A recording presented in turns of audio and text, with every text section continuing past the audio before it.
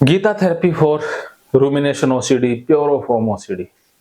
Pure of home OCD क्या होती है कि मन में एक ही एक विचार आता है या इमेज आती है। मन में बार बार एक रैंडम इमेज भी आ सकती है, पर्टिकुलर इमेज भी आ सकती है। वो इमेज एक खतरा पैदा करती है, रिस्क पैदा करती है, तो फिर हमें उसे रिप्लेस करना होता है। ये प्योर ऑफ होम ओसीडी का विस्कसियस सर्कल होता है, एक दुष्चक्र होता है जिसके अंदर आप फंस गए हो। क्या समझे?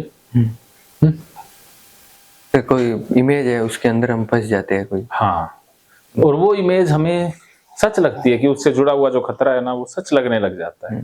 वास्तव में ऐसा ही हो जाएगा। वहां पर हमारा लॉजिक काम नहीं करता है।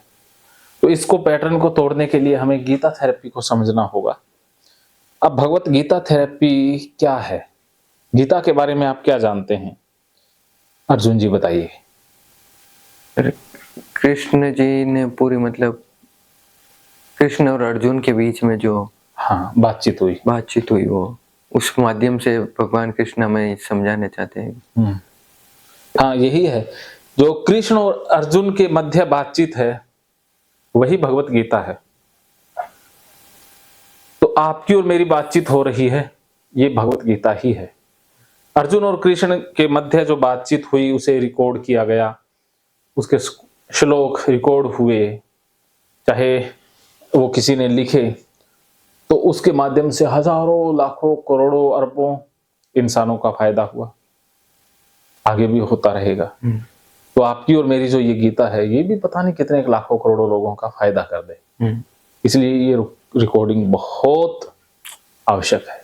इसलिए मैं रिकॉर्डिंग करता हूं कि फायदा मिले, क्योंकि आपको तो ठीक हो ही जाना है। आपकी समस्या तो ठीक हो ही जाएगी 2 दिन के अंदर अंदर।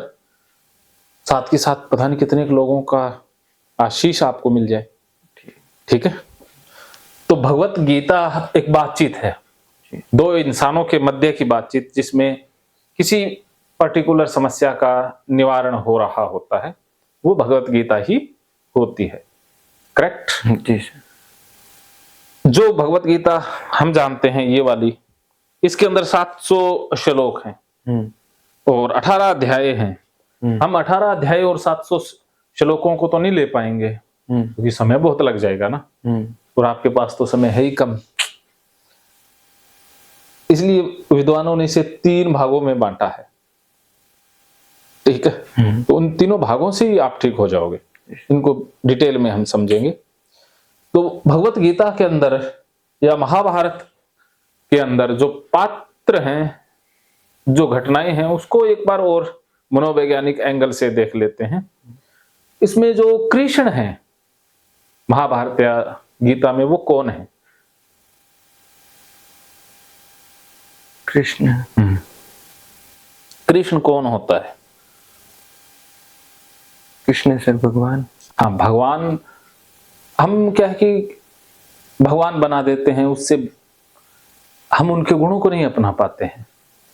कृष्ण वो हर इंसान है जो हमें मार्ग दिखाता है, हमें समस्या से बाहर निकालता है, हमारी प्रॉब्लम को मिटाता है, सत्य का जो मार्ग दिखाता है, वो हर शख्स कृष्ण ही होता है। कृष्ण कोई भी हो सकता है, दोस्त, मित्र, पत्नी, टीचर, काउंसलर, कोई भी हो सकता है। कृष्ण कौन है? जो हमें मुसीबत से पार निकाले, सच्ची राह दिखाए वो। हाँ। और अर्जुन कौन है? अर्जुन उनका शिष्य।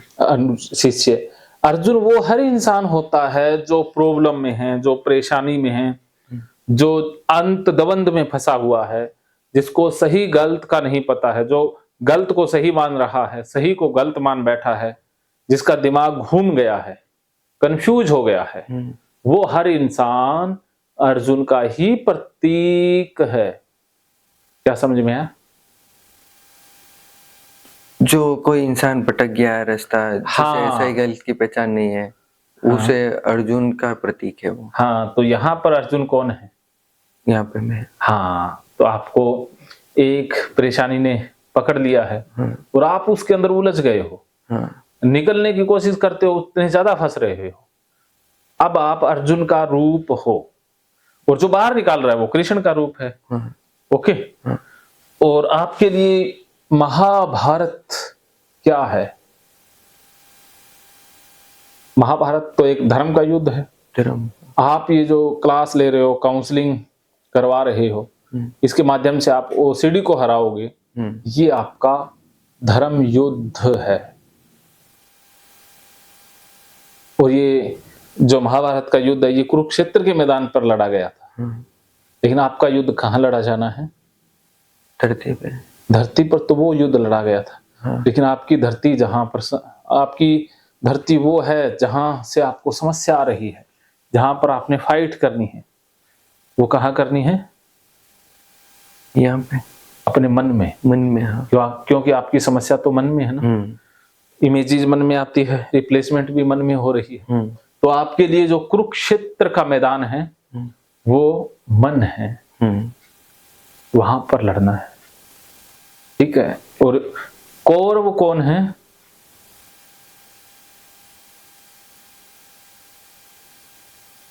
कौरव वो होते हैं जो हमें डरा रहे हैं, अधर्मी। तो यहां पर कौरव का प्रतीक है ओसीडी। यहां पर ओसीडी कौरव है जो खतरा दिखाती है, जो विशेषण देती है, जो चिंता पैदा कर रही है। ये सब कौरवों के ही प्रतीक है। क्या समझ में आया? जो सर डर दिखाती है, चिंता घबराहट पैदा करती है, वो सब कौरवों का प्रतीक है। हाँ। तो आपने कौरवों को मात देनी है। हाँ। तो आपकी जो इमेज है, जो आपका रिस्क है, उसको हराना है, उसके साथ फाइट करनी। तो भगवत गीता हमारा युद्ध नहीं जितवाती है, हमें युद्ध के लिए तैयार करती है। हमें बताती है कि सही युद्ध क्या है, गलत युद्ध क्या है, धर्म युद्ध है क्या। क्या समझ में आया?